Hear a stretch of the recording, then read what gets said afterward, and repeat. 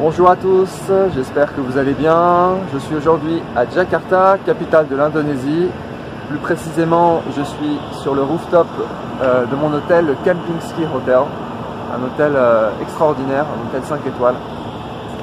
Voilà, ça fait une semaine que je suis ici à Jakarta. Alors Jakarta, c'est quoi exactement? C'est 10 millions d'habitants dans la capitale.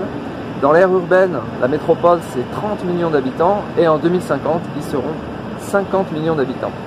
Et Jakarta a un problème, un très gros problème. Alors je vous laisse regarder, je vous laisse deviner. Sachant qu'aujourd'hui c'est une journée sans voiture, donc le dimanche, pour essayer de résoudre leurs problèmes, ils ont mis des journées sans voiture. Je vais vous montrer un peu de l'autre côté. Voilà, alors journée sans voiture à Jakarta. Donc là, on est dans le centre de Jakarta, vous voyez le monde, la foule énorme. Et pourtant, journée sans voiture, vous pouvez voir le brouillard qui est vraiment terrible. Alors, Jakarta est une des villes les plus polluées du monde. L'air y est irrespirable, on est à des taux de microparticules qui montent facilement à 200. Donc on est à peu près au même niveau que des poubelles d'Asie comme Calcutta ou Mumbai. Voilà, l'air y est irrespirable. Voilà, donc là je suis en train de perdre des journées d'espérance de vie pour faire cette vidéo. C'est dire combien je me sacrifie pour ma chaîne YouTube. Alors je suis descendu dans la rue pour voir un petit peu la journée sans voiture, ce que c'est. Je vous montre un petit peu. C'est complètement bouché, pas avec des voitures mais avec des gens, quoi. Ça vous montre un petit peu la démographie ici, la densité de population. C'est absolument hallucinant. On se croirait au 14 juillet, mais c'est pas le 14 juillet, hein, c'est tout le temps comme ça. Alors j'ai encore perdu quelques journées d'espérance de vie en me baladant à l'extérieur. Je suis de retour dans le hall de mon hôtel, le seul endroit où je peux respirer puisque l'air y est filtré. Alors il faut savoir que la pollution de l'air est la première cause de mortalité dans le monde. Elle tue 8 millions de personnes par an et rien qu'en France, je crois que c'est autour de 45 000. Et selon moi, ça ne va pas aller en s'améliorant. Avec la surpopulation et le consumérisme, l'air va être de plus en plus toxique, irrespirable. Mais qui dit problème, dit opportunité. C'est ce qu'on va voir maintenant. Alors derrière moi, il y a l'hôtel Kempinski, où on était il y a quelques instants. Et devant moi, en fait, sans passer par l'extérieur, je vais arriver à un centre commercial. Vous allez me dire, mais de quoi tu nous parles? On est sur une chaîne d'immobilier. Attendez. Donc voilà, donc j'arrive dans un des centres commerciaux qu'on appelle ici des malls. Donc là on est le matin, il doit être, je sais pas, 9h, 8h, 9h. Quelles sont les opportunités dans un contexte de mégalopole, surpeuplé, avec un air toxique à l'extérieur? Eh bien, c'est de s'intéresser aux seuls endroits qui vont être encore respirables. Et un de ces endroits, ce sont les centres commerciaux. Bien sûr, et les hôtels aussi. Mais on va parler des centres commerciaux. Et par exemple, des restaurants. Ce que j'ai observé à Jakarta, c'est qu'il n'y a plus aucun restaurant en extérieur, ou très peu. Tous les restaurants sont situés à l'intérieur des malls. Et les hôtels sont connectés directement au mall. Et on passe d'un mall à un autre. Et les malls sont simplement gigantesques. C'est pas simplement quelques restaurants, c'est des dizaines, des centaines de restaurants. J'étais hier au 4e étage ou 5e étage du Grand Indonesia, donc là c'est le mall dans lequel on est. C'est simplement gigantesque, il y avait des centaines, des milliers de personnes qui étaient là et il n'y a aucune personne qui mange en extérieur sur une terrasse comme on peut le voir à Paris. Voilà, donc moi ce que je dis c'est que dans un contexte de pollution de l'air généralisée, eh bien il y a des opportunités à investir dans des centres commerciaux, dans des malls.